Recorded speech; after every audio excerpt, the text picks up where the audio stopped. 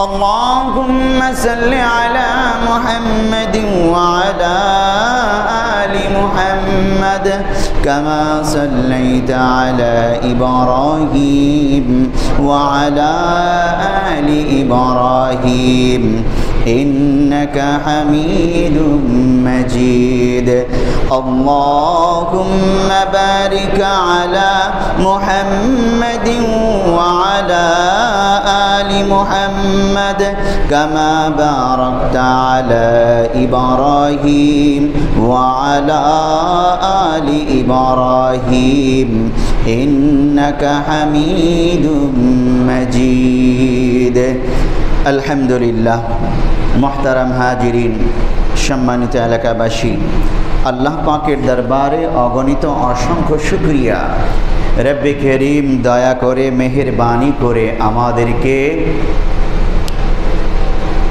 পবিত্র সফর মাসের পহেলা জুমায় বাইতুল মুনাওয়ার জামে মসজিদে উপস্থিত হওয়ার তৌফিক দান করেছেন এজন্য অন্তর থেকে শুকরিয়াতান বলি আলহামদুলিল্লাহ।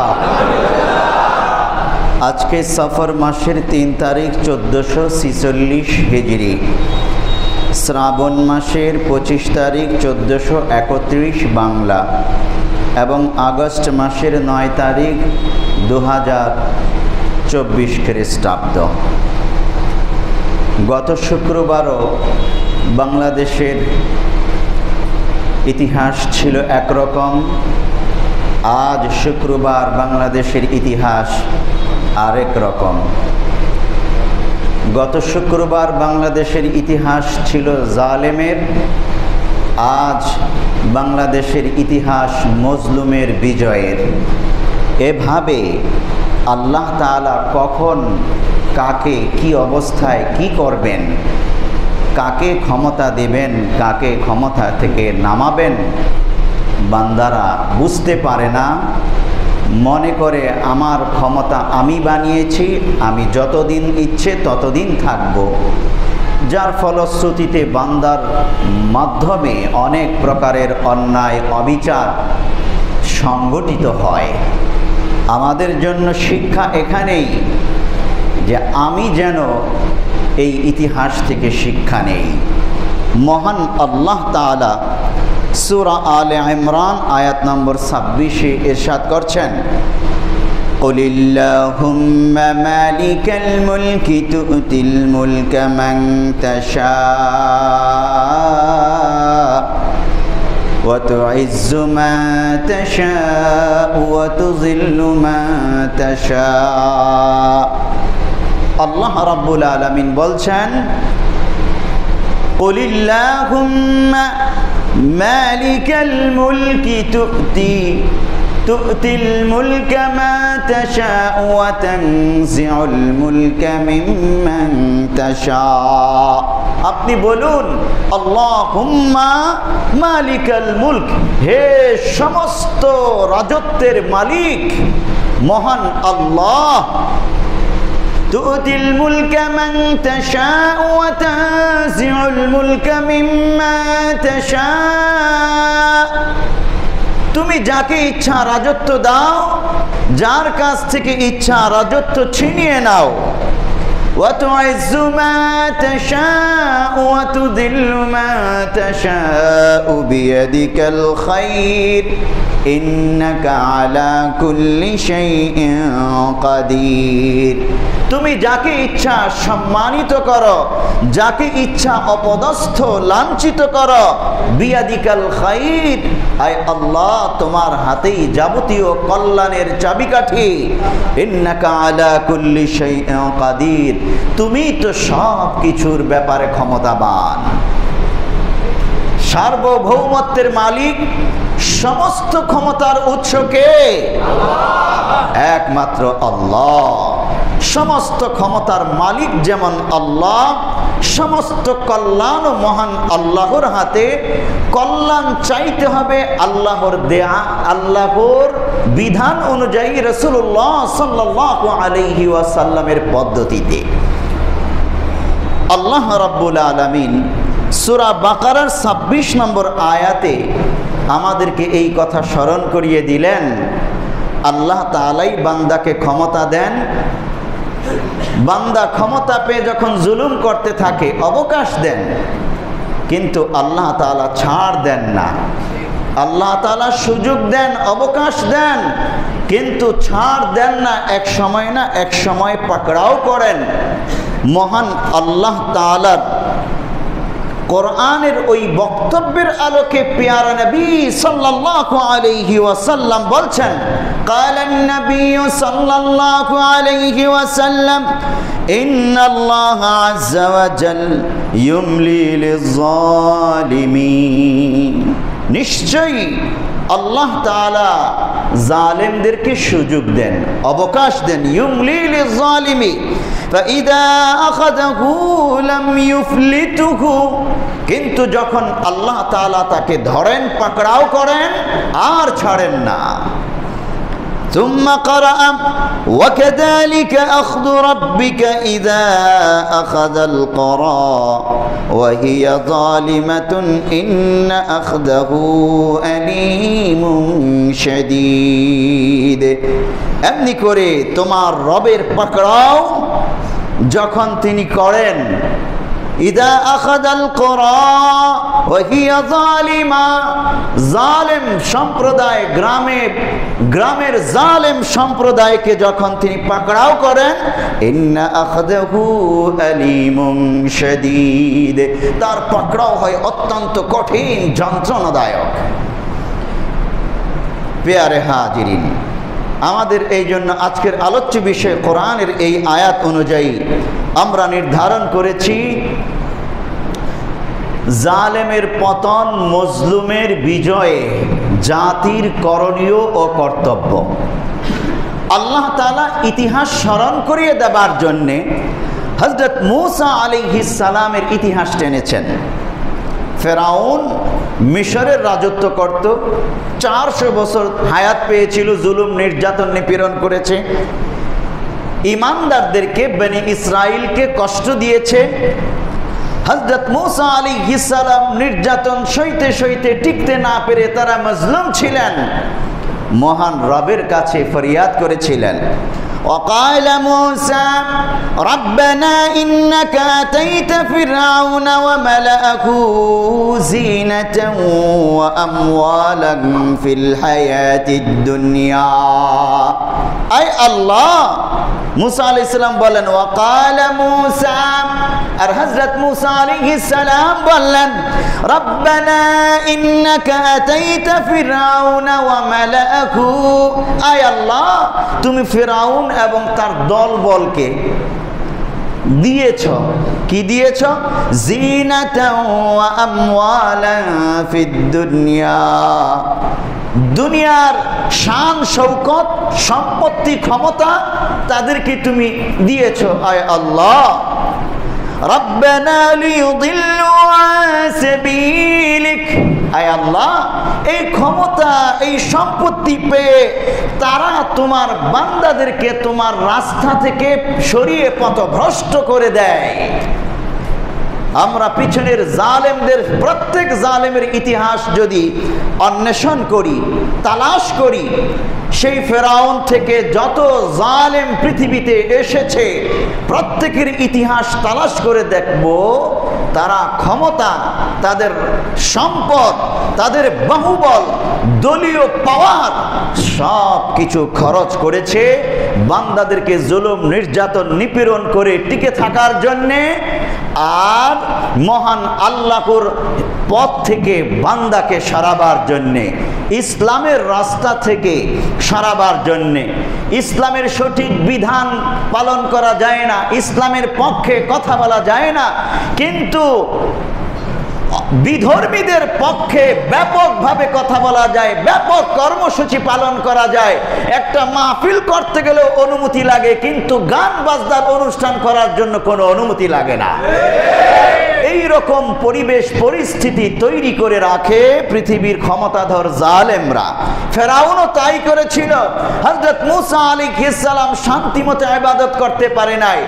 মক্কাতে মুসলমানরা প্যারা নবী সাল্লাল্লাহু আলাইহি ওয়াসাল্লাম শান্তিমতো ইবাদত করতে পারে নাই, নির্যাতনের শিকার হয়েছে, আমরা ইতিহাস জানি। হযরত মুসা আলাইহিস সালাম ওই আয়াতেই বলছেন, রব্বানা তুমিস আলা আমওয়ালিহিম ওয়াশদুদ আলা কুলুবিহিম ফালা ইউমিনু হাত্তা ইয়ারাবুল আযাবাল আলীম। আয় আল্লাহ, তুমি তাদের সম্পত্তিগুলোকে ধ্বংস করে দাও, তাদের অন্তর ঈমান গ্রহণ করার পূর্বে তাদেরকে যন্ত্রণাদায়ক কঠিন আযাব দিয়ে শাস্তি দাও, পাকড়াও করো তাদেরকে। এত কষ্ট পেয়েছেন মুসা আলাইহিস সালাম। তৎকালীন 22 লক্ষ মুসলমান বেনি ইসরাইল ছিল ওই মিশরে, তারাও এত নির্যাতনের শিকার হয়েছিল, এত কষ্ট পেয়েছিল।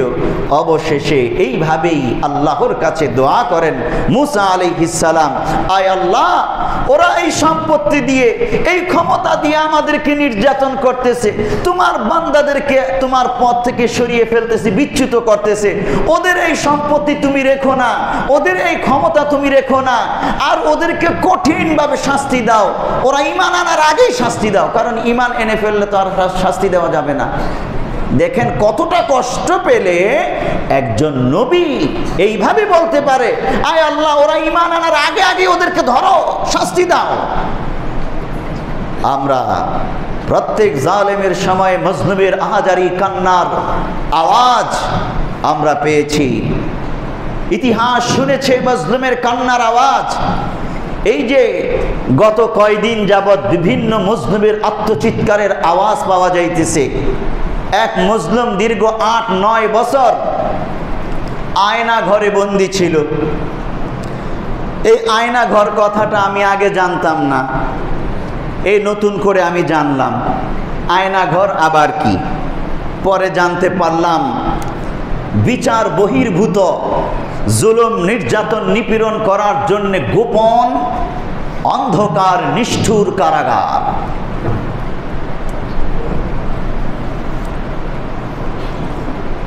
সমগ্র পৃথিবী থেকে, জাতি থেকে তাদেরকে লুকিয়ে নির্যাতন করার এক বিশাল হাতিয়ার ছিল এই আয়নাঘর।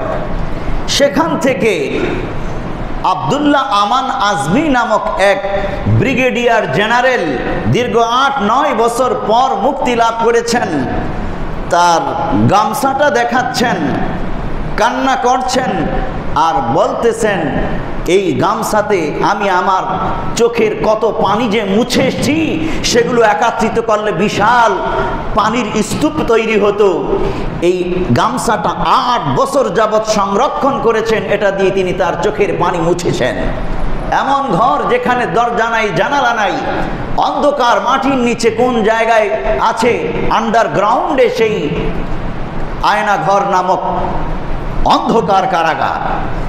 সেই অন্ধকার কারাগারে আরেকজন ব্যক্তির কথা এক আইন শৃঙ্খলা রক্ষাকারী বাহিনী বলল এতদিন পর, এবং সে বলতেছে এতদিন বলার মতো পরিবেশ ছিল না, এখন আমার বলার পরিবেশ হয়েছে। র্যাবের এক সদস্য যে আয়না ঘরেই অমুক ব্যক্তি, একজন ইলিয়াস হোসেনের কথা বলছিলেন, সিলেটের, তাকে ওখানে বন্দী ছিল, ওখান থেকে নদীর মাঝখানে নিয়ে মাথায় পলিথিন পেঁচিয়ে পানিতে চুবিয়ে হত্যা করেছে, পেট কেটে পাথর বেঁধে পানির নিচে চুবিয়ে তাকে স্থায়ীভাবে গুম করে ফেলা হয়েছে, তার লাশটাকে এইভাবে তাকে নির্যাতন করা হয়েছে। বিচার বহির্ভূত হত্যাকাণ্ড। তার পরিবার আজও কাঁদতেছে, আজও তার লাশ খুঁজতেছে, আজও তার সন্ধান করতেছে। এ তো মাত্র 2-1টা চিত্র ওখান থেকে বেরিয়ে এসে কিছু মানুষ যখন প্রকাশ করছে, তখন জানতে পারতেছি যে আসলে আয়নাঘর নামক বিচার বহির্ভূত অন্ধকার জুলুম নির্যাতনের সেই কারাগার কত ভয়ঙ্কর। সেটা তো আসলে কারাগার নয়, কারাগার তো বৈধ একটা কিছু হবে, কিন্তু এটা অবৈধ বিচার বহির্ভূত একটা অন্ধকার কোঠরি। তো জালেমরা নিজেদের অন্যায় উদ্দেশ্য চরিতার্থ করার জন্যে এভাবে যখন জুলুম নির্যাতন নিপীড়ন করে মজলুমের উপর নির্যাতনের স্টিম রোলার চালায়, তখন তাদের কান্না আহাজারি আল্লাহ তাআলা স্মরণে রাখেন। তাদের পরিবারের কান্না আহাজারি, তাদের বাচ্চাদের কান্না আহাজারি মহান আল্লাহ তাআলা স্মরণে রাখেন।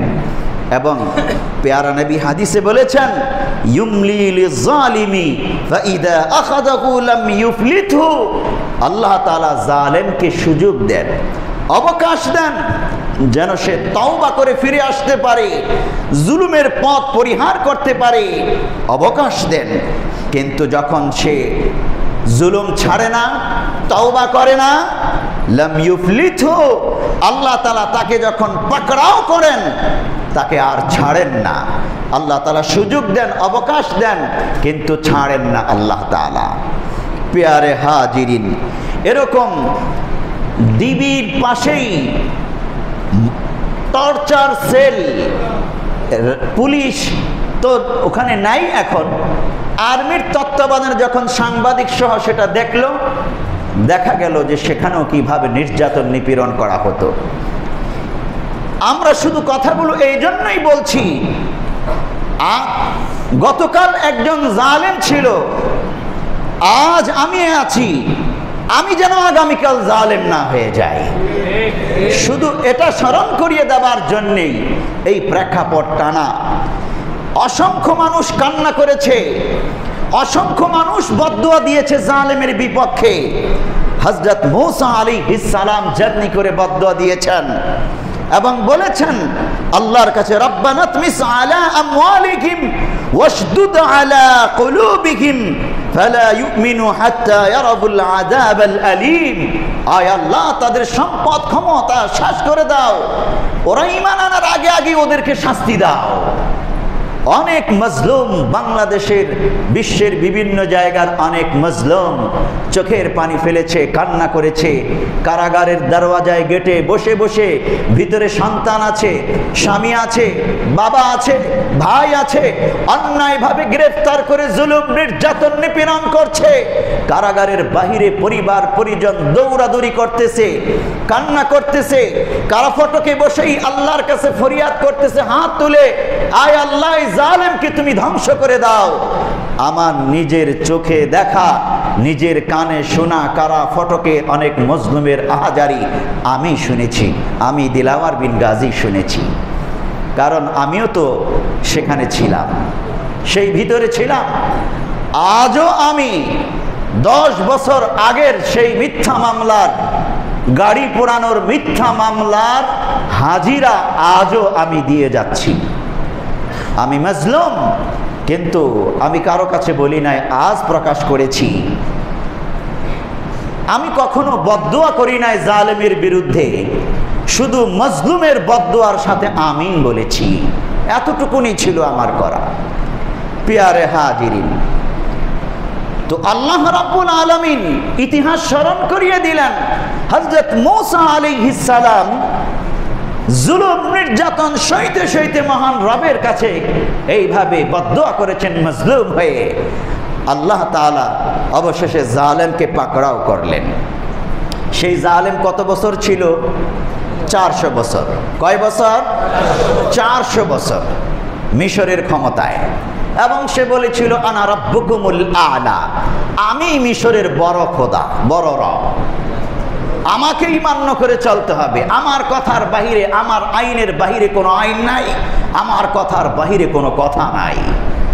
400 বছর অদ্ভুত আচরণ করে জুলুম নির্যাতন নিপীড়ন করেছে মজলুমের উপর, ইমানদারদের উপর। আল্লাহ তাআলা ফেরাউনকে পাকড়াও করলেন।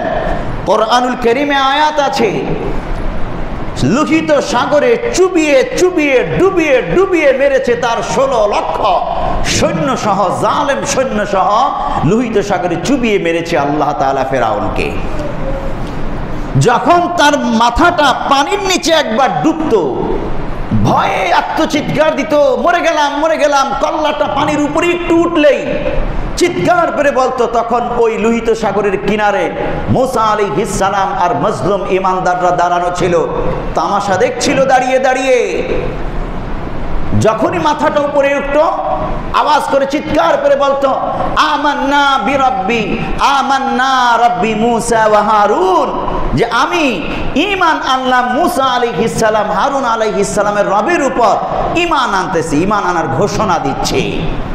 ইতিহাস শুনিয়েছিলাম আপনাদেরকে। হযরত মুসা আলাইহিস সালাম বলেছিলেন, আয় আল্লাহ, ওরা যেন ঈমান আনার আগে আগে ওদেরকে ধরা হয়।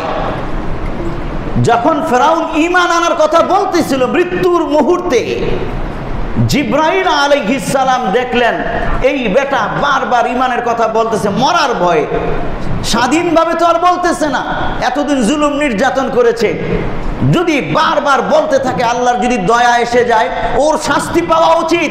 হযরত জিব্রাইলের মতো নিষ্পাপ নূরের তৈরি ফেরেশতাও বললেন ওর শাস্তি হওয়া দরকার। লোহিত সাগরের নিচ থেকে মাটি থাবা দিয়ে উঠিয়ে ওর মুখের মধ্যে ঢিপা দিয়েছেন যেন ও আর বলতে না পারে ঈমানের কথা, ও গ গ গ করতে করতে মারা গেছে। লোহিত সাগরে ডুবে ডুবে চুবে চুবে মরেছে। আল্লাহ তাআলা কোরআনে বলেছেন তোমাকে আমি বিশ্ববাসীর জন্য দলিল হিসেবে রেখে দেব, রেখে দিয়েছেন। আল্লাহ তাআলা তাকে শুটকি বানিয়ে রেখেছেন। এখন তার লাশ মিশরের জাদুঘরে আছে, কত বছর আগের লাশ। এগুলো আমাদের জন্য ইতিহাস।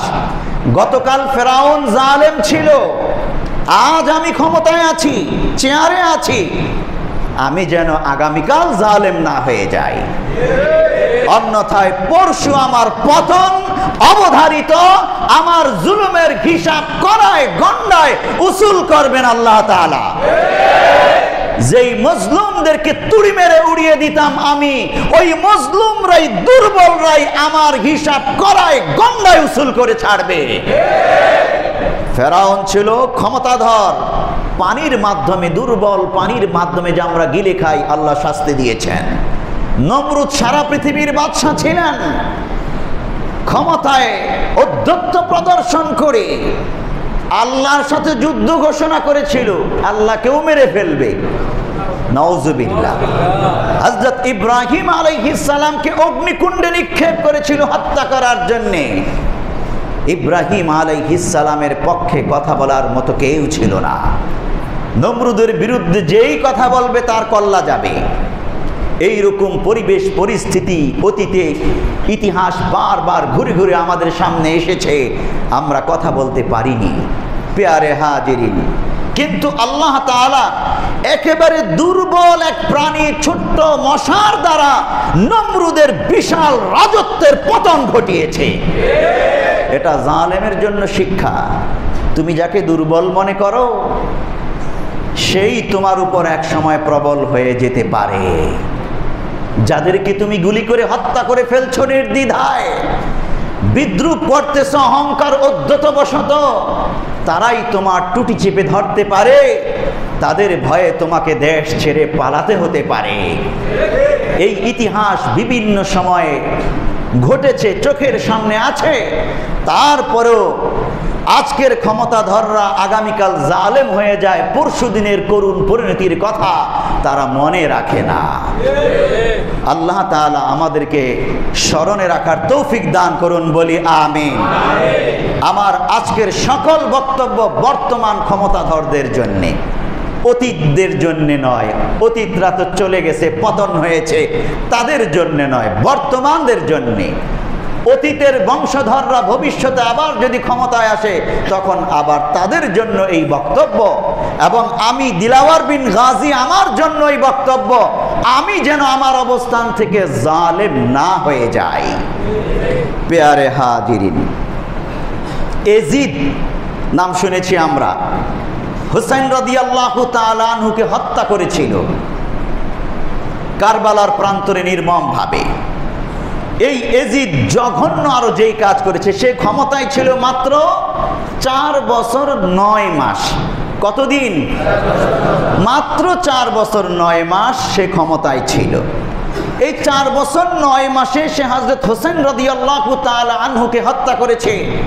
আরো বেশ কিছু বড় বড় সাহাবীকে হত্যা করেছে মদিনা আক্রমণ করে। যেই মদিনাতে রাসূলের রওজা আছে, রক্তাক্ত করেছে সেই মদিনা।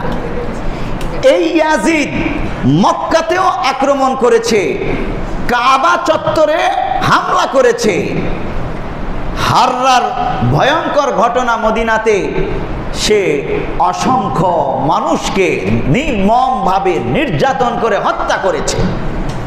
শুধু তাকে সমর্থন করে না এই জন্যে, আর কিচ্ছু না, কেন আমাকে সমর্থন করবে না, এই জন্য হত্যা করেছে। অনেক সাহাবীকে হত্যা করেছে। এক ত্রাসের রাজত্ব কায়েম করেছে, এক স্বৈরতন্ত্র কায়েম করেছে। স্বৈরাচার ছিল ইয়াজিদ। মাত্র 4 বছর 9 মাস সে ক্ষমতায় ছিল, কিন্তু তার সেই জুলুম, নির্যাতন, নিপীড়নের ইতিহাস মানুষ কি ভুলে গেছে? 1382 বছর হয়ে যায় সে মারা গেছে। 1382 বছর যাবত প্রত্যেক দেশের প্রত্যেক জাতি মানুষ তার জুলুমের ইতিহাসের কথা স্মরণ করে, তাকে জালেম হিসেবে আজও আখ্যায়িত করে। তার নামটাকে, এজিদ নামটাকে গালি হিসেবে আখ্যায়িত করে। বর্তমান কেউ এজিদ নাম রাখে না, অথচ এই নামটা ভালো। তাহলে আজ আমরা যারা জুলুম, নির্যাতন, নিপীড়ন করতেছি, এই জুলুম, নির্যাতন, নিপীড়নের ইতিহাস 100 বছরের মানুষ কি মনে রাখবে না? শাপলা চত্বরে নিরীহ মাদ্রাসার ছাত্রদেরকে, কোরআনের হাফেজ আলেমদেরকে অন্ধকার করে রাতের সমস্ত বিদ্যুৎ বন্ধ করে দিয়ে, সমস্ত টিভি চ্যানেলগুলো বন্ধ করে দিয়ে, মিডিয়া হটিয়ে দিয়ে রাত 2টা 2:30টার দিকে চতুর্দিক থেকে হাজার হাজার বাহিনী দিয়ে সরাসরি গুলি করে যেইভাবে হত্যা করা হয়েছে সেই কালো রাতে, এই ইতিহাস একদিন দুদিন নয়, শত শত বছর বাংলাদেশের ইতিহাস যতদিন থাকবে, বাংলাদেশের মানুষ ততদিন এই শাপলা চত্বরের কালো রাতের গণহত্যার কথা মনে রাখবে। আমিও ছিলাম সেখানে, হেফাজত করেছেন আল্লাহ, চোখের সামনে দেখেছি ইতিহাস। কিন্তু পরের দিন, পরশুদিন, সেই ঘটনার পরের দিন, পরশুদিন আমি কি দেখলাম? সংসদে দাঁড়িয়ে ভাষণ দিচ্ছে আমাদের সর্বোচ্চ পর্যায়ের রাষ্ট্রীয় ব্যক্তি। শাপলা চত্বরে একটা গুলিও করা হয় নাই, কেউ মারা যায় নাই, রং মেখে লাশগুলো শুয়েছিল। যখন পুলিশ সামনে গেল, লাশগুলো দৌড় দিল। শহীদের সাথে, শহীদের রক্তের সাথে এভাবেই একটি পবিত্র আঙিনায় দাঁড়িয়ে তামাশা করা হয়েছিল, শতাব্দীর শ্রেষ্ঠ মিথ্যাচার করা হয়েছিল। কিন্তু মানুষ জানে, বলতে পারে নাই। আদিলুর রহমান একটি মানবাধিকার সংস্থার প্রধান, তিনি খুঁজে খুঁজে ওই ভয়ঙ্কর অবস্থায় যেখানে কেউ মারা গেছে এই কথা বলাই যাইতো না, যেই বলতো তাকেই গ্রেফতার করত। কারো বাড়িতে সেই লাশ আছে, সংবাদ পাইলে দৌড়ে গিয়ে গ্রেফতার করে নিয়ে আসতো। আমার চোখের সামনে দেখা। আদিলুর রহমান ওই সময়ে যখন সমস্ত মিডিয়ার মুখ বন্ধ, কেউ টু শব্দ করতে পারে না, ভীত সন্ত্রস্ত, এই আদিলুর রহমান তিনি খুঁজে খুঁজে তার মানবাধিকার সংস্থার রিপোর্ট করার জন্যে 60 থেকে 65টা লাশের সরাসরি উপস্থিত হয়ে লাশের চিত্র, তথ্য, নাম, ধাম সব কিছু এনে তিনি প্রকাশ করেছিলেন। 65টা লাশ আমি নিজে তালাশ করে পেয়েছি শাপলা চত্বরের একদিনের। তাকে গ্রেফতার করা হলো, মামলা দেওয়া হলো, 10 বছর সাজা দেওয়া হলো। অবশেষে অনেক দিন কারাবরণ করার পর সে মুক্তি লাভ করে ফিরে আসলো এবং গতকালকে তিনি অন্তর্বর্তীকালীন সরকারের উপদেষ্টা হিসেবে শপথ বাক্য পাঠ করেছেন মন্ত্রী পদমর্যাদায়। তিনি হয়তো আজ প্রকাশ করবেন, সেই দিন চোখের সামনে বাস্তব যা দেখেছেন একটা একটা করে তিনি হয়তো আজ প্রকাশ করতে পারবেন, জালেম কিভাবে জুলুম করেছিল সেই কালো রাতে। আমি এই জন্য বলছি, আমার নিজের চোখে সেই পরিবারের ব্যক্তিদের কান্না দেখেছি। আমিও তো গিয়েছি পরিবারের সদস্যদের কাছে, কান্না দেখেছি। আমার চোখের সামনে দিনের বেলায় 16টা লাশ আমার নিজের চোখে আমি দেখেছি। পাশ দিয়ে গুলি গেছে আমি দেখেছি। আমি অসুস্থ হয়ে পড়েছিলাম এই লাশ দেখে দেখে, আহত ব্যক্তিদেরকে দেখে দেখে, টিয়ার সেলের ঝাঁঝরা গন্ধে আমি অসুস্থ হয়ে পড়েছিলাম। সাথী সঙ্গীরা আমাকে সেবা শুশ্রূষা করেছে। আমি আমার চোখের সামনে তখন দেখেছি আকাশে হাত তুলে মজলুমরা ফরিয়াদ করতেছে, আয় আল্লাহ তুমি এই জালেমের বিচার করো, এই জালেমের পতন ঘটাও। কিন্তু আল্লাহ অবকাশ দিয়েছিলেন, অবকাশ তারা গ্রহণ করে নাই ভালোভাবে। জালেমের পতন অবশেষে যখন হয় অত্যন্ত লাঞ্ছনাকর অবস্থায়, অত্যন্ত লাঞ্ছনাকর অবস্থাতেই হয়। আল্লাহ তাআলা যেন আমাদেরকে এই পতন থেকে শিক্ষা নেওয়ার তৌফিক দান করেন, আমরা যেন জালেম না হয়ে যাই।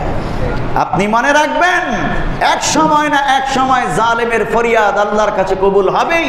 পৃথিবীতেই কঠিন শাস্তি দেবেন আল্লাহ, অন্যথায় কবরে তো শাস্তি অপেক্ষা করছেই। কেন, কিসের এত বাহাদুরি? যেই বড়াই করে বলতাম পালাবো না, এটাই আমার দেশ, এক মুহূর্তের জন্য, আর যেইভাবে উদ্যত আচরণ করা হতো, কিন্তু পরিবেশ পরিস্থিতি মজলুমদেরকে এমন এমন ভাবে জাগরণ ঘটিয়েছে, তো জালেম আর থাকার সুযোগ পায় নাই। আল্লাহ তাআলা তাদেরকে হিদায়াত নসিব করুন, ভবিষ্যতে যেন আবার তারা জালেম হতে না পারে। আমাদের দায়িত্ব কি এখন, আমাদের কর্তব্য কি? জালেমের পতন ঘটলো ধরলাম, যারা গুলি করে নিরীহ ছাত্রদেরকে হত্যা করেছে, মানুষদেরকে হত্যা করেছে এবং রাষ্ট্রের বাহিনীকে দলীয় ক্যাডার বাহিনীতে পরিণত করেছে, যার ফলে নির্দয়ভাবে তারাও হত্যা করেছে শেষ পর্যন্ত, তাদের তো পতন ঘটলো। আমাদের দায়িত্ব কর্তব্য কি? তাদের পতন হয়ে যাবার পর আমরা কি তাদের পরিবার পরিজনের উপর হামলে পড়ব? তাদের উপর জুলুম নির্যাতন করব? আমরাও কি তাদেরকে হত্যা করব? তারা যেইভাবে বিচার বহির্ভূত হত্যাকাণ্ড ঘটিয়েছে, আইন শৃঙ্খলা রক্ষাকারী বাহিনী আছে, পুলিশ, র্যাব, বিজিবি মাঠে আছে, এরাই যথেষ্ট সাধারণ নিরস্ত্র নিরীহ মানুষকে ঠেকানোর জন্য। কিন্তু তারপর আবার দলীয় লোকদেরকে অস্ত্র দিয়ে সরাসরি মাঠে নামিয়ে দিয়ে তাদের দ্বারা গুলি করে গত শনিবার যেভাবে হত্যাকাণ্ড ঘটানো হয়েছে, এটার তো কোনো দরকারই ছিল না। তো আমরাও কি আইন শৃঙ্খলা রক্ষাকারী বাহিনী তো আছে আলাদা, আমরাও কি এটা মনে করব জালেমরা যেহেতু তাদের ক্যাডার বাহিনীকে অস্ত্র হাতে দিয়ে মাঠে নামিয়ে দিয়েছিল, তাদের গুলিতেই বেশি মানুষ মারা গেছে শনিবারে, আমরাও অস্ত্র তুলে নিব, ওদেরকে এখন আমরা মারব, সাইজ করব? আমাদের দায়িত্ব কি? না, আইন নিজের হাতে তুলে নেবার কোনো অধিকার সাধারণ নাগরিকের নেই। বিচার বহির্ভূত কোনো হত্যাকাণ্ড ঘটাবার অধিকার কারো নেই। কারো জান মালের উপর হামলা করার অধিকার আমাদের নেই। ফ্যাক্টরিতে হামলা করা, আগুন ধরিয়ে দেওয়া, ভাঙচুর করা, সম্পত্তি নষ্ট করা রাষ্ট্রের জনগণের, এটা কখনোই আমাদের জন্য বৈধ নয়, অন্যথায় আমরাও তো জালেম হয়ে যাব। আমরা ছিলাম মজলুম, কিন্তু এখন যদি আমরা সেই কাজই করি যা জালেমরা করেছিল বিচার বহির্ভূত ভাবে, তাহলে আমিও তো জালেম হয়ে যাব। জালেম যদি আমার চোখের সামনে ধরা পড়ে, আমি তাকে ধরব, ছেড়ে দেব না, জালেমকে ধরব। সুনিশ্চিত জালেম যে হত্যাকাণ্ড ঘটিয়েছে, সন্ত্রাসী কাজ করেছে, নৈরাজ্য করেছে, অতীতে মানুষের জীবন মাল সম্পত্তি নষ্ট করেছে, এরকম জালেম যদি আমার চোখের সামনে থাকে, আমি ধরব, ধরে আইন শৃঙ্খলা রক্ষাকারী বাহিনীর হাতে সুপোর্ট করব। তারা তথ্য তালাশ নিয়ে যথাযথ বিচার করে তাকে শাস্তি দেবেন। শাস্তি দেওয়ার দায়িত্ব আমার না। কিন্তু বিগত এই কয়দিন আমরা যেটা দেখেছি বাংলাদেশে, এক জুলুমের নতুন চিত্র দেখতে পেয়েছি। সাধারণ মানুষজন ক্ষিপ্ত হয়ে যেইভাবে আগুন ধরিয়েছে বিভিন্ন জায়গায়, যেইভাবে হত্যাকাণ্ড ঘটিয়েছে, জালেমরাও করেছে, মজলুমরাও করেছে। এক পর্যায়ে সবগুলো জুলুম নির্যাতনের চিত্র হয়ে আমাদের সামনে রয়ে গেছে। না, এটা করা কখনোই আমাদের জন্য উচিত হয়নি। তাহলে আমাদের যখন বিজয় হলো, মজলুমের যখন বিজয় হলো, তখন কি করণীয়? মজলুমের বিজয়ে করণীয় কি, এই ব্যাপারেও কোরআন হাদিসে দিক নির্দেশনা রয়েছে। 10টি বিষয় আমরা সামনে রাখবো যে আমরা কি করব আমাদের বিজয়ে। 1 নম্বর, এই আকীদা বিশ্বাস লালন করব যে এই বিজয় আল্লাহ তাআলার, যুদ্ধ সংগ্রাম আমাদের, বিজয় আল্লাহর। এই আকীদা লালন করতে হবে। আমি আমার বাহুবলে বিজয় অর্জন করেছি, এই রকম ঔদ্ধত্য প্রদর্শন করা যাবে না, এই আকীদা লালন করা যাবে না। আল্লাহ তাআলা যদি বিজয় না দেন, আমার পক্ষে বিজয় অর্জন করা কি সম্ভব? আপনি চিন্তা করুন, গত শুক্রবারের কথাই, যেইভাবে মন্ত্রী পরিষদ প্রধানমন্ত্রী ভাষণ দিচ্ছিলেন, কঠিনভাবে পাকড়াও করবেন এবার সবাইকে, অথচ পাকড়াও করে আসতেছেন, হত্যা করতেছেন। এবার আর রক্ষা নাই, এই রকম এক অবস্থা, এবং খুব প্রতাপশালী, সবাই দেখতে পাচ্ছে। কিন্তু মাত্র 2 দিন পরেই সম্পূর্ণ চিত্র পাল্টে গেল। আপনি কি মনে করেছেন আপনার বাহুবলে ক্ষমতায় মাত্র 1-2 দিনের চিত্র এইভাবে পাল্টে যায়? মহান আল্লাহ তাআলা এই পরিবেশগুলো তৈরি করে দিয়েছেন। অন্যথায় কেন প্রধানমন্ত্রীর মুখে আন্দোলনকারী ছাত্রছাত্রীদেরকে রাজাকারের বাচ্চার নাতিপুতি বলাইবেন? আল্লাহ তাআলাই বলিয়েছেন। কেনই বা বিশ্ববিদ্যালয়ের উচ্চ শিক্ষিত বর্তমানের ছাত্রছাত্রীরা এই স্লোগান দিবে, তুমি কে আমি কে, রাজাকার রাজাকার? বাংলাদেশ কাঁপানো এই স্লোগান বাংলাদেশকে নাড়িয়ে দিয়েছে। এটা তো তাদের মুখে এই স্লোগান দেওয়ার কথা না। সবাই তো রাজাকারকে ঘৃণা করে, কিন্তু তারা কোন পরিপ্রেক্ষিতে বলল এটা তো জানে সবাই। আল্লাহই তৈরি করে দিয়েছেন। এরপরে শনিবারে আবার যখন শুক্রবারে মিছিল বেড়েছে, হত্যাকাণ্ড ঘটাইল, কিছু ক্ষিপ্ত হয়ে গেল। শনিবারে বিশাল আন্দোলন, আর রবিবার তো ভয়ঙ্কর অবস্থা, সোমবারে পতন, পালানো। আমি শুধু বলছিলাম, এই মুহূর্তের মধ্যে যে চিত্রপথ উল্টে গেল, এটা মহান আল্লাহ তাআলা দিয়েছেন আমাদের জন্যে। এই জন্য মহান আল্লাহ তাআলার বিজয়, এটাই বলতে হবে। আমাদের সংগ্রাম, মাজলুমের সংগ্রাম, যুদ্ধ, এতটুকুনি বলতে হবে। কোরআনে আল্লাহ তাআলা বলছেন, ইন্না ফাতাহনা লাকা ফাতহাম মুবিনা লিয়াগফিরা লাকাল্লাহু মা তাকদ্দামা মিন যামবিকা ওয়া মা তাআখার ওয়া ইউতিম্মা নি'মাতাহু আলাইকা ওয়া ইয়াহদিয়াকা সিরাতাম মুস্তাকিমা। স্পষ্ট বলছেন আল্লাহ, ইন্না ফাতাহনা লাকা ফাতহাম মুবিনা, আমি তোমাকে বিজয় দিয়েছি, সুস্পষ্ট বিজয়। তাহলে বিজয় কে দেন? আল্লাহ দেন। আমরা হলাম অর্জনকারী, আমরা হলাম যুদ্ধকারী, সংগ্রামকারী। 2 নম্বর, বিজয় অর্জনের পর শুকরিয়াতান সালাত আদায় করতে হবে। হযরত উম্মে হানি রাদিয়াল্লাহু তাআলা আনহু থেকে বর্ণিত, আন্নান নবী সাল্লাল্লাহু আলাইহি ওয়াসাল্লাম দাখালা বাইতাহা ইয়াওমা ফাতহি মক্কা ফাসাল্লা 8 রাকাত। হযরত উম্মে হানি রাদিয়াল্লাহু তাআলা আনহা বলছেন, আল্লাহর নবী তার ঘরেই ছিলেন, অবস্থান করতেছিলেন। 8ম হিজরিতে মক্কা বিজয় করেন। কাফের বেঈমানরা রাসূলকে মক্কা থেকে তাড়িয়ে দিয়েছিল। 8 বছর পর আল্লাহর নবী 8ম হিজরিতে মক্কা বিজয় করেন, প্রবেশ করেন মক্কায়। মক্কা বিজয় করার পর তিনি কি করেছেন? হযরত উম্মে হানি বলছেন, তিনি 8 রাকাত পেয়ারা নবী সাল্লাল্লাহু আলাইহি ওয়াসাল্লাম শুকরিয়া আদায়ের জন্য 8 রাকাত নামাজ পড়েছেন। সুবহানাল্লাহ বলি। হাদিসটি রয়েছে সহিহ মুসলিম 336 নম্বর হাদিস। জিজ্ঞাসা আমাদের বর্তমান বিজয়ীদের, আমরা কয় রাকাত নামাজ পড়েছি? আজ আমরা যারা বিজয় অর্জন করেছি, সেই দিন, সেই সোমবারে আমরা কয় রাকাত নামাজ পড়েছি? অথচ এটা একজন মজলুমের দায়িত্ব কর্তব্য। বিজয়ের পর রাসূল দেখিয়ে গেছেন যে তোমরা শুকরানা নামাজ আদায় করো। সাহাবায়ে কেরাম মক্কা বিজয়ের পর তাদের সাধ্যমতো নামাজ পড়েছেন, জমজমের পানি দিয়ে ওযু করে ওই কাবা চত্বরে দাঁড়িয়ে কোন সাহাবী 2 রাকাত, কোন সাহাবী 4 রাকাত নামাজ আদায় করেছেন, শুকরানা নামাজ আদায় করেছেন। আমাদের দায়িত্ব ছিল এটা। হ্যাঁ, আমরা নামাজ আদায় করেছি, শুকরানা নামাজ। আরো অনেকের খোঁজ খবর নিয়েছি মজলুমদের, তারাও করেছেন। অনেকে হয়তো জানেনই না বিজয়ের পর কি করতে হবে।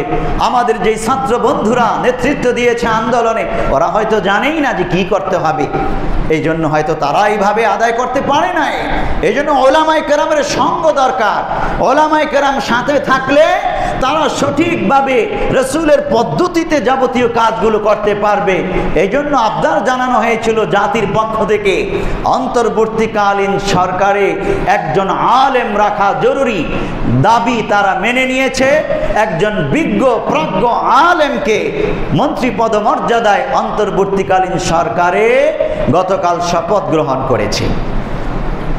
ডক্টর মাওলানা আফম খালেদ হোসাইন, কওমি মাদ্রাসায় পড়ুয়া, দাওরা হাদিস পাস এবং অনার্স মাস্টার্স করা ইউনিভার্সিটি থেকে এবং ডক্টরেট করা চট্টগ্রাম বিশ্ববিদ্যালয় থেকে ডক্টর আফম খালেদ হোসাইন। তার জন্য শুভকামনা রইল, তিনি যেন অন্যান্য উপদেষ্টাদেরকে সঠিক পথে রাখতে পারেন বলি আমিন। আমাদের বিশ্বাস আছে একজন আলেমের সঙ্গ লাভ করলে, দুজন ছাত্র নেতৃত্ব যেহেতু আছে এই সরকারে, তারা আলেমের কাছ থেকে পরামর্শ পেয়ে সঠিক পথে থাকতে পারবে ইনশাআল্লাহ। তাহলে শুকরানা নামাজ। 3 নম্বর কাজ, উদ্ধত পরিহার করে বিনয়ী হওয়া। বিজয়ী যারা হবেন তারা কখনোই অহংকারী হবেন না, কারণ অহংকার ওই পতনের মূল। বিজয়ীরা যখন অহংকার শুরু করলো, তার পতনের সূত্রপাত ওখান থেকেই শুরু হলো। হয় কাল, নয় পরশু, নয় 10 বছর পর, নয়তো 16, 16.5, 15-16 বছর পর পতন ঘটবেই ঘটবে। প্যারে হাজিরিন, দেখুন হযরত আনাস রাদিয়াল্লাহু তাআলা আনহু থেকে বর্ণিত, আন্নান নবী সাল্লাল্লাহু আলাইহি ওয়াসাল্লাম জাআ ইয়াওমা ফাতহি মক্কা আলা নাকাতিহি আল্লাতী তুসাম্মাল কাসওয়া। আল্লাহর নবী মক্কা বিজয় করেছেন 8ম হিজরিতে, আর তার সেই সুপ্রসিদ্ধ কাসওয়া উষ্ট্রির উপর আরোহণ করে প্রবেশ করেছেন। ওয়াদাকানাহু আলা রাহলিহি মিন শিদ্দাতি তাওয়াদুইহি। হযরত রাসূলুল্লাহ সাল্লাল্লাহু আলাইহি ওয়াসাল্লাম বিনয়ের আধিক্যে তার মাথা থুতুনি একেবারে নিচু ছিল এইভাবে। খাফাদা রাসাহু হাত্তা আন্না লিহিয়াতাহু মাসাত রাহলাহু। আল্লাহর নবী মাথাটাকে বিনয়ের কারণে এত নিচু করেছেন, উটের উপর বসা। সমস্ত বিজয়ী সাহাবীরা দেখছেন, মক্কাবাসী দেখছে, বিজয়ের বেশে প্রবেশ করছেন আল্লাহর নবী, উটের উপর বসা, মাথাটা এইভাবে এত নিচু হয়েছে। আল্লাহর নবীর এই দাড়ি মোবারক উটের কুবজের সাথে এইভাবে স্পর্শ করতেছিল, এত নিচু হয়েছে বিনয়ের সাথে রাসূলের মাথা। অধ্যত্ত প্রদর্শন করে দম্ভ গর্জনে হুঙ্কার ছুড়ে বলে নাই, আজ দেখে নেব তোদের 14 গোষ্ঠীকে। না, বিনয়ী হয়েছেন, মাথা নিচু করে প্রবেশ করেছেন। ফালাম ইয়ারফা রাসাহু মুতাকাব্বিরা। অহংকার বশত মাথা তিনি উঁচু করেন নাই। এটা আমাদের জন্য শিক্ষা। কিন্তু আমরা কি দেখলাম বিগত কয়দিন, পতন যখন ঘটেছে জালেমের, যারা এতদিন মজলুম ছিল বিভিন্ন দলের, ওরা ঔদ্ধত্য প্রদর্শন করতে লাগলো। আর জালেমদের স্থানীয় জালেম যারা আছে, ওদের বাড়িতে বাড়িতে গিয়ে হানা দিল, হুমকি দিয়ে আসলো, এই মার্কেট আজ থেকে আমার, তোর শেষ, এই আজ থেকে আমাকে চাঁদা দিবি। মার্কেটের লোকদেরকে বলে দিল, এটা আমার, এটা আমার, আমার দখলে। বাহ, বিভিন্ন জায়গায় দখল থাবা হানা শুরু হয়ে গেল। কেন? এটা তো কোনো বিজয়ীর আদর্শ নয়। এটা রাসূলের আদর্শ নয়। আরেকজনের সম্পত্তি অন্যায়ভাবে নিজে দখল করে নেওয়া, তাহলে তো আমি নিজে জালেম হয়ে গেলাম। যারা করেছেন এই কাজগুলো, দয়া করে আল্লাহর ওয়াস্তে সম্পত্তিগুলো ফিরিয়ে দেন। অহংকার বশত এইভাবে আপনি এই কাজ করতে পারেন না। ভিডিওতে দেখলাম গণভবন, যেখানে প্রধানমন্ত্রী থাকতেন। আমি জানি সাধারণ মুসলিম জনতা 16 বছর এমন পাথর চাপার নিচে ছিলেন, উঠতেই পারতেছিলেন না। আজকে খুশির চোটে ওরা গণভবনে ঢুকে গেছে, ওই চেয়ার, থালা, বাটি যা যা পেয়েছে, যে যেটা পেয়েছে নিয়ে চলে এসছে। এমনকি ওখানে যে মাছ ছিল, মাছ পুকুরে, ওই মাছগুলো ধরে মাছগুলো নিয়ে এসেছে। কেউ খরগোশ, কেউ হাঁস। আহা, কি চিত্র! আমি এই সমস্ত মানুষগুলোকে জালেম বলবো না। এরা হয়তো খুশির চোটে যে আমি গণভবনে ঢুকতে পেরেছি, একটা অংশ আমি নিতে পেরেছি। যদিও এটা অন্যায়, এটাকে অন্যায় বলতে হবে। কেন গণভবনে দূরে ওখানকার একটা সুতা নেওয়া আমার জন্য জায়েজ নাই। এটা রাষ্ট্রীয় সম্পত্তি, কেন আমি নেব? আমার ছাত্র বন্ধুরা, বৈষম্য বিরোধী ছাত্র আন্দোলনের আমার বন্ধুরা আহ্বান জানিয়েছেন, কারণ তারা তো এই কাজ করে না। তারা আহ্বান জানিয়েছে এগুলো আপনারা ফেরত দেন। আবার জনগণ নিজ নিজ দায়িত্বগুলো ফেরত দিয়েছে। চিত্রটা আমার কাছে খুব ভালো লেগেছে যে আবার ফেরত দিয়েছে। যদি জালেম হতো, অধ্যত্ত অহংকারী হতো, ফেরত দিত না। ওরা ছিল নিরীহ জনতা। সংসদ ভবনে ঢুকে গেছে দেখলাম ভিডিওতে, খুশির চোটে। এবং আমি বলবো তাদের এই ঢুকে যাওয়াটা এটা অধ্যত্ত আচরণ নয়। ঢুকে গিয়ে মন্ত্রীরা, এমপিরা যেখানে যেই চেয়ারে বসে ভাষণ দেন, ওখানে বসে ওরা ভাষণ দিচ্ছে, উঠে লাফাইতেছে। আমি উপলব্ধি করলাম, আহা, এরা মজলুম ছিল, কথাই বলতে পারে নাই, নিজে ঘরে শহরে, আজ সংসদ ভবনে এসে কথা বলতেছে। এরা মজলুম ছিল, এখন তাদের আনন্দের বহিঃপ্রকাশ ঘটাচ্ছে। তারপরও এটা অনুচিত। এইভাবে সংসদ ভবনে প্রবেশ করা উচিত হয়নি। ওখানে প্রবেশ করা আমাদের দায়িত্ব না। আমি বুঝতে পেরেছি তারা খুশির চোটে ঢুকে গেছে, এই জন্য তাদেরকে আমি অপরাধী বলি না। ওদেরকেই শুধু অপরাধী বলি যারা অন্যের সম্পত্তি জোর দখল করে নিয়েছে, কব্জা করেছে, ওদেরকে হামলা করেছে, রক্তাক্ত করেছে, কাউকে হত্যা করেছে। এটাকে আমি অন্যায় বলি, জুলুম বলি। এটা যারা করেছে তারা অপরাধী। সাধারণ আপামর জনতা এই রকম অপরাধ কখনোই করে না, এবং গত ইতিহাসগুলোতে তারা করে নাই এই রকম ঘটনা। যাই হোক, আমাদের জন্য শিক্ষা, আমরা যেন অন্তত অদ্যত অহংকারী না হই, এই তালিম আল্লাহর নবী এখানে দিয়েছেন। 4 নম্বর শিক্ষা আমাদের জন্যে সাধারণ ক্ষমা ঘোষণা করা। মনে অনেক দুঃখ আছে, ব্যথা আছে, তারপরও বিজয় তো পেয়েছি, জালেমের তো পতন হলো, স্বাধীনভাবে তো এখন কথা বলতে পারছি, তো বাস সাধারণ ক্ষমা ঘোষণা করা, এটা আমাদের কর্তব্য, বিজয়ীদের কর্তব্য। এবং আমি দেখেছি ছাত্ররা তাই করেছে, আন্দোলনকারীরা তাই করেছে। তবে যারা চিহ্নিত অপরাধী, খুনি, সন্ত্রাসী, ওদের ক্ষমা নাই। আইন আদালত ওদের বিচার করবেই করবে। যদি চিহ্নিত সন্ত্রাসী, খুনি, জালেমদেরকে ছেড়ে দেয়, মজলুমের উপর অন্যায় করা হবে। শাপলা চত্বরের খুনিদেরকে, বিডিআর হত্যার খুনিদেরকে এবং বিগত আন্দোলনের ইচ্ছাকৃত গুলি করে হত্যার খুনিদেরকে যদি ছেড়ে দেওয়া হয়, মজলুমের উপর অন্যায় করা হবে। সাধারণ ক্ষমা ঘোষণা করা হবে সাধারণ জালেমদেরকে। যার হত্যাকারী, সন্ত্রাসী, খুনি, তাদেরকে নয়। আল্লাহর নবীর স্পষ্ট নির্দেশনা আছে এখানে। আল্লাহ নবী বলছেন, মক্কা বিজয়ের পর ভাষণ দিলেন, ক্বালা ইয়া মা'আশারা কুরাইশ ওয়া ইয়া আহলা মক্কা, হে মক্কার অধিবাসী জনতা, মা তারাউনা আন্নী ফাইলুন বিকুম, জিজ্ঞেস করলেন আমাকে এখন তোমরা কি মনে করো, আমি তোমাদের সাথে এখন কি করতে পারি? তারা তো কাঁপতেছে, এখনই হত্যা করে ফেলবে। বিগত 21 বছর আল্লাহর নবীর সাথে যে জুলুম নির্যাতন করেছে, এখন শেষ। করে ফেলবে। ক্বালু নাকুলু খায়রা ওয়া নাযুন্নু খায়রা নাবিয়্যুন কারীম আখুন কারীম ইবনুন কারীম। এবার তারা আল্লাহর নবীর প্রশংসা করছে, বলতেছে আমরা আপনাকে আপনার ব্যাপারে উত্তম ধারণা পোষণ করি, আপনি উত্তম কিছুই করবেন, আপনি উত্তম নবী, আখুন কারীম উত্তম ভাই, ইবনুন কারীম উত্তম সন্তান, আপনার কাছে উত্তম কিছু আমরা চাই, কল্যাণকর কিছু চাই। এখন বলতে অতীতে জুলুম করেছে।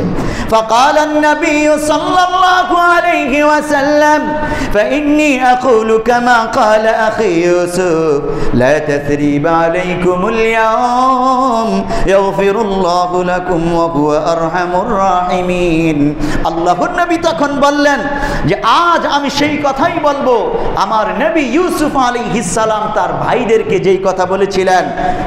ইউসুফ আলাইহিস সালামের ভাইরা কি করেছিল? ইউসুফকে হত্যা করার জন্য কূপে ফেলে দিয়েছিল, যদিও হত্যা করতে পারে নাই।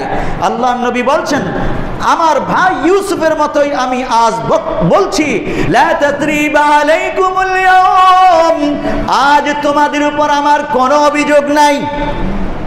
ইয়াগফিরুল্লাহু লাকুম, তোমাদেরকে আল্লাহ ক্ষমা করে দিক। ওয়া হুয়া আরহামুর রাহিমিন, তিনি তো দয়াশীলদের দয়াবান, দয়াশীলদের উপর অনেক দয়াশীল তিনি তোমাদেরকে ক্ষমা করে দিক। যাও তোমরা মুক্ত, আজান শাহিদ, তোমাদেরকে ক্ষমা করা হলো। সাধারণ ক্ষমা ঘোষণা করেছেন।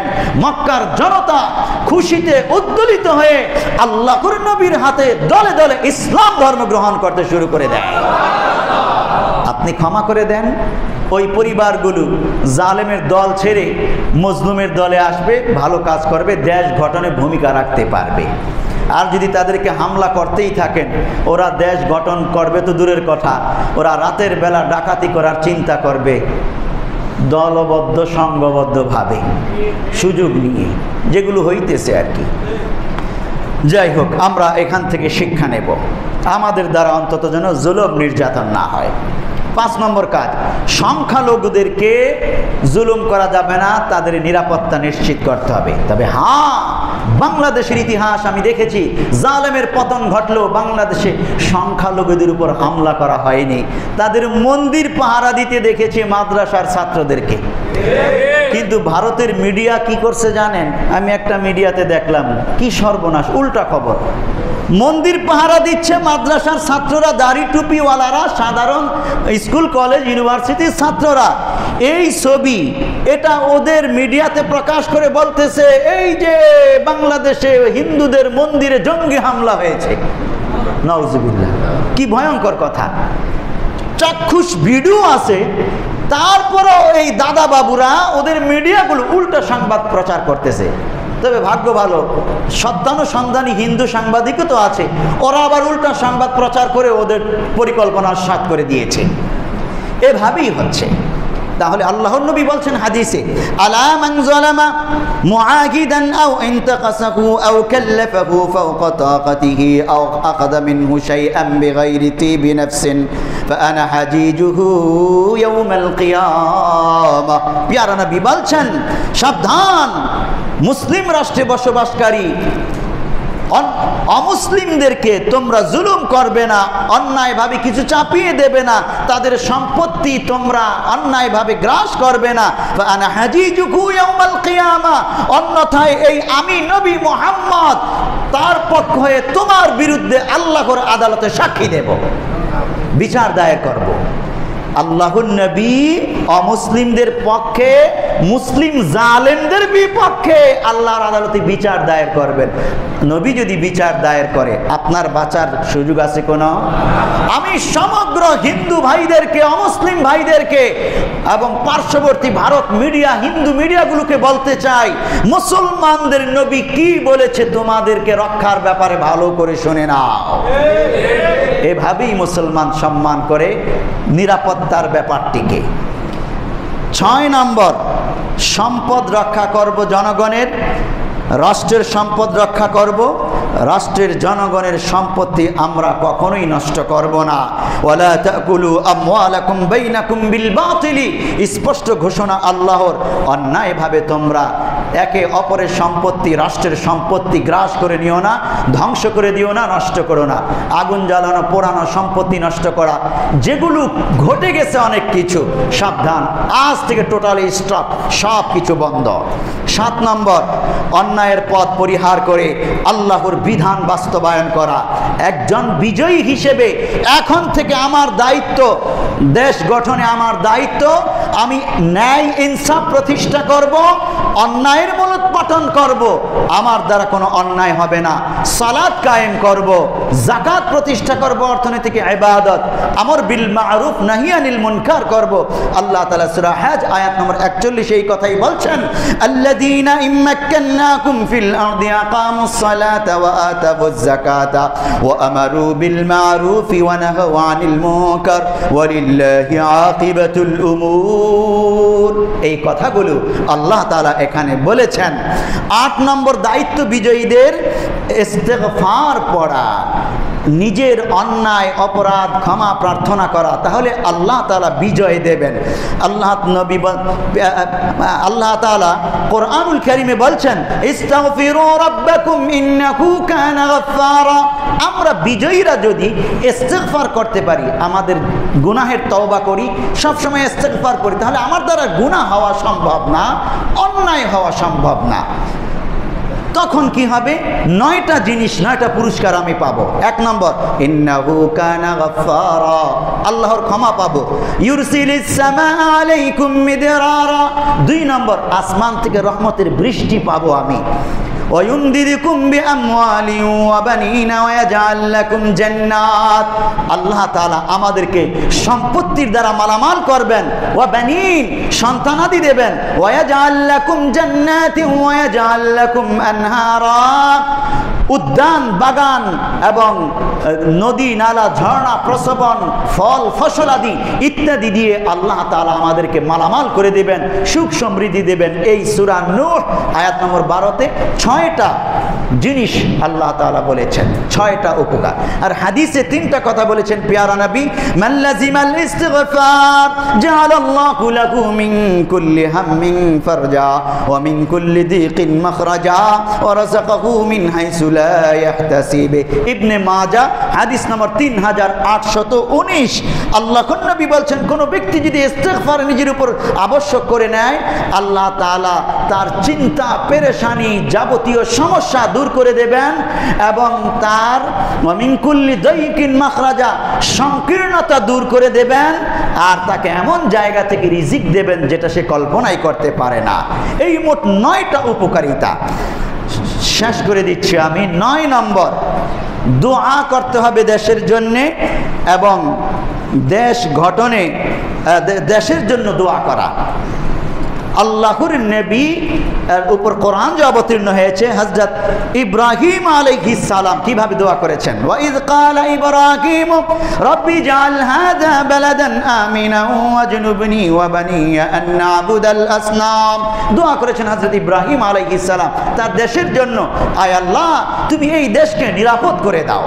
যদি আমি নিরাপদ করার দোয়া করি, আমার দ্বারা দেশ কখনো অনিরাপদ হতে পারে না। আর কি, ওয়াজনুবনি ওয়া বানিয়া আন না'বুদাল আসনাম, আমাকে আমার বংশধরকে মূর্তি পূজা থেকে, প্রতিমা ভাস্কর্য পূজা থেকে বাঁচাও। বাংলাদেশ বিজয় হবার পর, দ্বিতীয় মুক্তি যুদ্ধে স্বাধীনতা লাভ করার পর দেশের যত জায়গায় মূর্তি ভাস্কর্য আছে এগুলোকে মিটিয়ে দেওয়া, ভেঙে ফেলা দরকার। কারণ এগুলোর দ্বারা একসময় পূজা অর্চনা, এগুলোকে সম্মানের মাধ্যমে একসময় মূর্তি পূজার প্রচলন ঘটে যেতে পারে। ইসলামের বিপক্ষের কাজ এটা। এইভাবে আমরা আমাদেরকে তৈরি করব। 10 নম্বর কাজ বলেই শেষ করছি, বিজয় অক্ষুণ্ণ রাখতে হবে এবং দেশ গঠনে বিভিন্ন প্রকারের ভূমিকা রাখতে হবে ছাত্র জনতাকে। হযরত আমর ইবনে আস রাদিয়াল্লাহু তাআলা মিশর বিজয় করার পর জনতাকে বলেছিলেন আনতুম ফি রাইবাতিন দাইমিন ইলা ইয়াউমিল কিয়ামা, তোমাদের উপর দায়িত্ব এই দেশের নিরাপত্তায়, দেশ গঠনে কিয়ামত পর্যন্ত ভূমিকা রাখা। লিকাসরাতিল আদাই হাওলাকুম, কারণ তোমাদের চতুর্দিকে শত্রুরা ওত পেতে আছে। আজ জালেমের পতন ঘটেছে, আগামীকাল এই জালেম আবার ফিরে আসতে পারে। সুতরাং এমন ভাবে রাষ্ট্র ব্যবস্থাপনা গড়ে তোলো, ফেসিবাদ মুক্ত, জুলুম মুক্ত, ইনসাফের দৃষ্টিতে এমন ভাবে রাষ্ট্র ব্যবস্থা গড়ে তোলো, রাষ্ট্রের জন্য এমন ভাবে ভূমিকা রাখো, এমন ভাবে প্রস্তুত থাকো সদা সর্বদা, যেন শত্রুরা, জালেমরা কখনোই আবার রাষ্ট্র ব্যবস্থা তছনছ করে দিতে না পারে। এইভাবে সকলে সজাগ থাকা, দেশের জন্য ভূমিকা রাখা, প্রত্যেকের দুয়ারে দুয়ারে ইনসাফ পৌঁছে দেওয়া, কোথাও অন্যায়, জুলুম, নির্যাতন, নিপীড়ন, সিন্ডিকেট, দুর্নীতি কিছুই না রাখা, এই দায়িত্ব রাষ্ট্রের সমস্ত জনতার, ছাত্র জনতার এবং বিজয়ী মজলুম সকল জনতার। আল্লাহ তাআলা আমাদেরকে এই কথাগুলো বুঝার, মানার, আমল করার তৌফিক দান করুন। আমিন। ওয়া মা আলাইনা ইল্লাল বালাগ।